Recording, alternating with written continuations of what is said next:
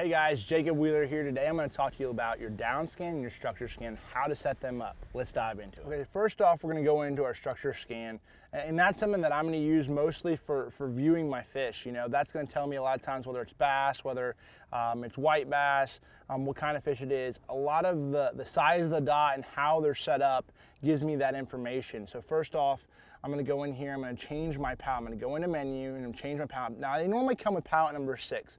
6 is, a lot of guys like that number 6, but for me personally, I like 8. It seems to pop a little bit more. So I'll go into 8 for my down scan. Next thing I'm going to do is I'm going to go into my contrast. Now, normally it's going to be auto contrast, which works okay sometimes, but I like to manually set my contrast. I'm going to go back into here, I'm going to go into my contrast, turn off auto contrast, and I'm going to dial it up from about 68% to about 71. And what this is going to do is it's going to make every fish pop in that bright orange or that bright yellow color, and that's really going to show you up a lot of what you're looking for. Setting up your side scans are very similar. If you're looking for fish, I'm going to go in here first and go into your menu.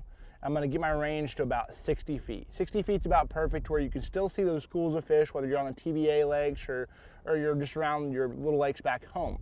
60 foot seems about right. If you're looking for hard bottom rock piles, stuff like that, I'm going to go up in that 80 to 100, 120 foot range. So I'll go into menu and I'm going to select 60 feet left and right, and then my palette color for me personally, I like the blue. It seems like it shows me when I'm looking for fish, it shows those fish a little bit better. And I'm not necessarily even looking for fish, I'm looking for shadows. And the bass won't be giant shadows. You're going to be looking for medium-sized shadows. They're little eggs on the bottom. It's pretty much the way I like to look at them. And so, you know, the big thing is when you have that 60-foot section, you're looking 60 foot to your left, you're looking 60 foot to your right, you might be graphing down a point, and you see some fish up on top of a bar, you know, you see 3 or 4 up on top of the bar, some shadows, and you see 3 or 4 on your down scan, that's normally a school of fish. So taking another turn, marking those fish on your down scan and side scan, and going back and making another turn and graphing over those fish to determine whether that's a school or not is really important. Now that we got our palette color, you know, I'm gonna mess around with a couple different things on my side scan. You know, first off, we already got the palette color, we're gonna go into contrast. And right now, I have this unit set on auto contrast. Auto contrast works fairly well on this unit. I feel like for some reason with these Gen 3s, Gen 2s, you're gonna have a lot more detail.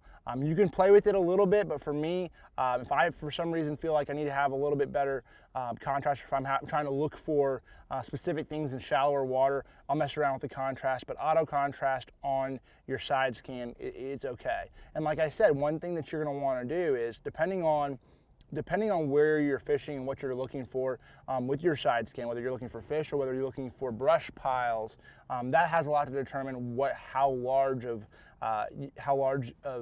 picture you want on your side scan, whether it's 60 foot or 120. Normally I'm around 60 if I'm looking for fish, 120 if I'm looking for brush, rocks, whether I'm on Lake Erie or whether I'm around just fishing reservoirs looking for different kinds of cover, whether it's hard bottom. That's a really important thing. So let's go down the river a little bit and see if we can't show you a little bit of what these fish look like on your down scan. All right guys, we pulled up here towards the end. Now there's a lot of junk fish out on a lot of lakes, and so one thing that you have to keep in mind, number one tip is when you're looking for bass offshore, if you see those bass stacked horizontally, or what you think is bass stacked you know, horizontally on the bottom, that's probably more likely them. If it's stacked on top vertically on top of each other, those more than likely are your white bass or your crappie or different kinds of fish. 90%, 95% of the time, a bass will not stack on top, a largemouth will not stack on top of himself or his buddy.